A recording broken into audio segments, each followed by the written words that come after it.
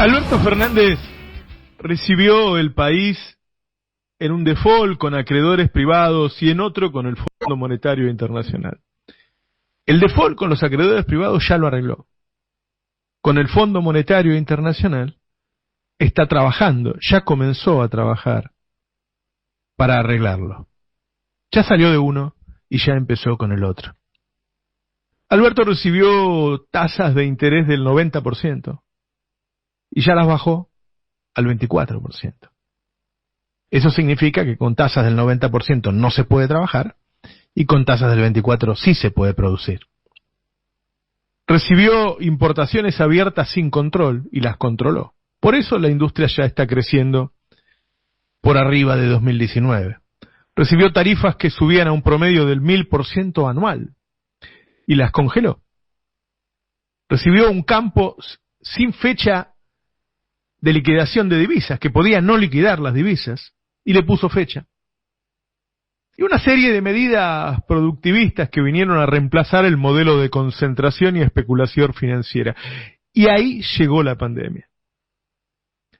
A diferencia de países, y podemos poner algunos ejemplos, pero son la mayoría, como Estados Unidos, como Italia, como España, como Chile, como Perú, como Ecuador y tantos otros, Argentina organizó a su sociedad y evitó, por ejemplo, las colas del hambre que vimos en tantos países.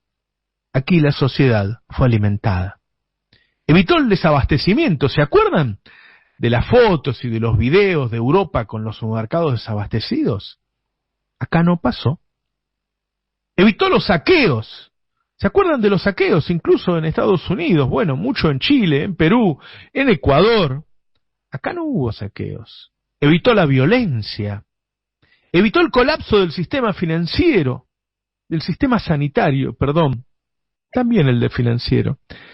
Acá no vimos esas imágenes de médicos y enfermeras eligiendo entre 10 pacientes para darle el respirador solo a uno,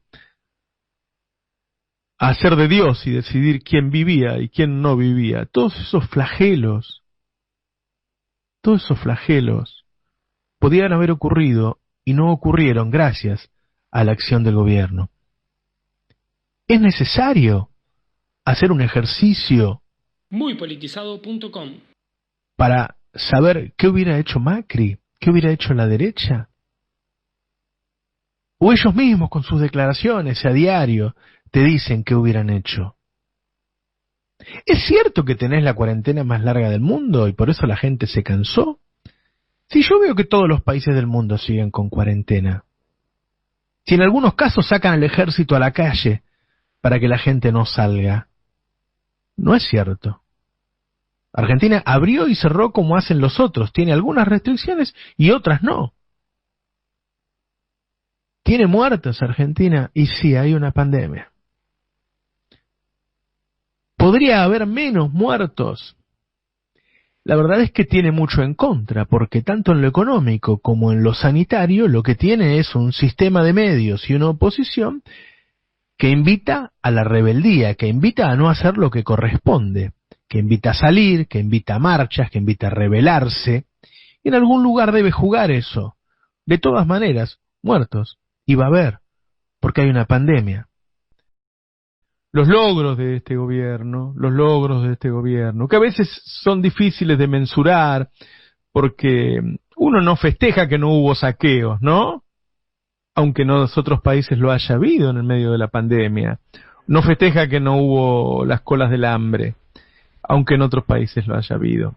En potencias lo ha habido. O desabastecimiento, como hubo en Europa y en Nueva York, actos de violencia que vimos en tantos países. Hay que gobernar bien para lograr esas cosas. Hay que gobernar bien para lograr esas cosas. Como también hay que gobernar bien para salir de un default. ¿Sí? Ahora, ¿hasta dónde la sociedad puede analizar si las cosas se hacen bien o se hacen mal? Teniendo en cuenta el nivel de ocultamiento de los medios, pero también, y ese es un dato que yo quiero sumar al análisis, el hecho de que la gente está mal por la pandemia. La pandemia destruyó una parte del entramado productivo. Han cerrado muchísimos comercios, han cerrado pymes. Pensamos que iba a durar 3 meses, va a durar 1 año. Y toda esa pobreza, toda esa escasez, toda esa destrucción, no siempre puede ser comprendida por la población para valorar al gobierno, para pensar, podía haber sido peor, podían haber ocurrido otras cosas que ocurrieron en otros lados. La persona que está desempleada hoy, la persona que vio bajar mucho sus ingresos, aunque esté empleada, la que perdió su comercio, la que perdió su pyme, por ahí tiene más tendencia a creer que fue culpa del gobierno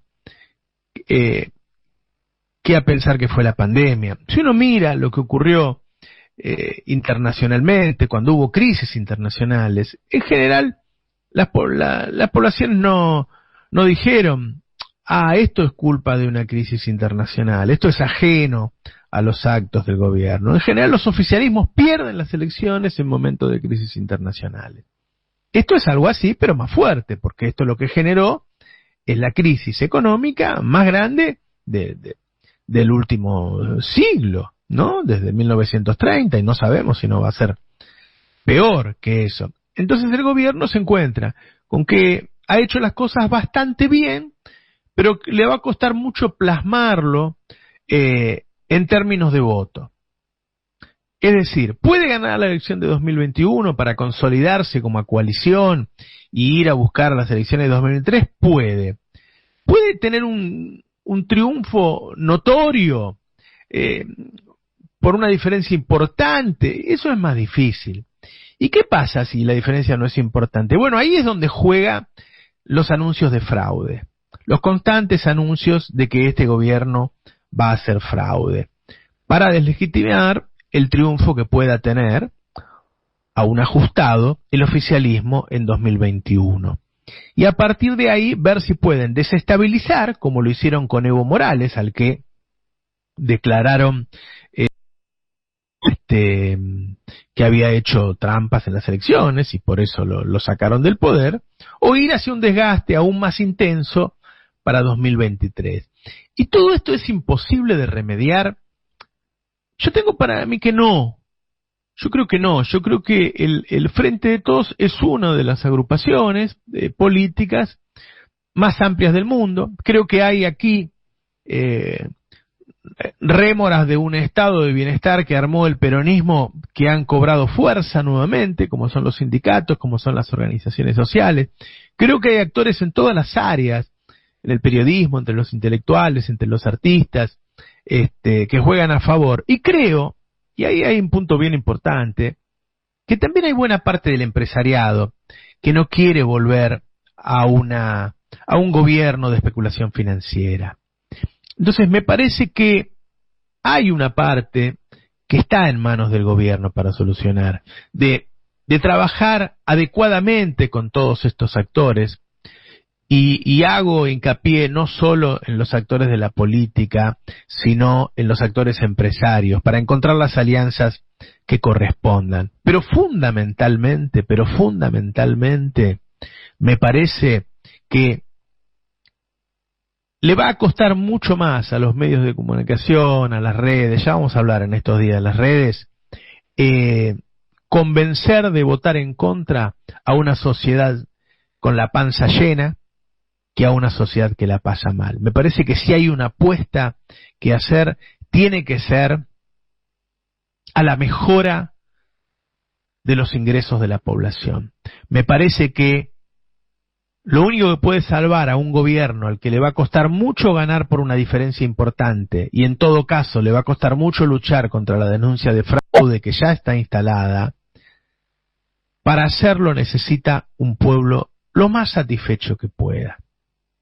Me parece que si tiene que elegir entre ambas opciones que le ofrezca la realidad, la más clara es de un apoyo absoluto y una vocación inclaudicable de mejorar la situación de los trabajadores y del sector pasivo.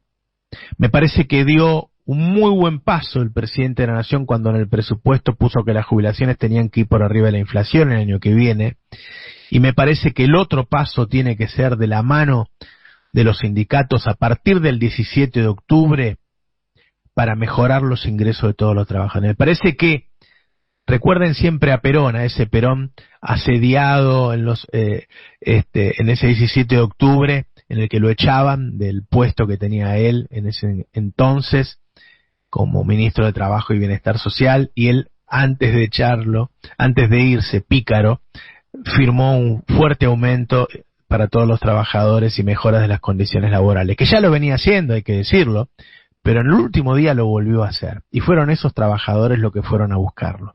Me parece que son los trabajadores los que pueden salvar a Alberto, y que si en algún momento lo duda, yo lo invito a no hacerlo. Creo que no lo hace, pero sé que así como uno habla desde este micrófono, hay miles que le hablan desde otros micrófonos.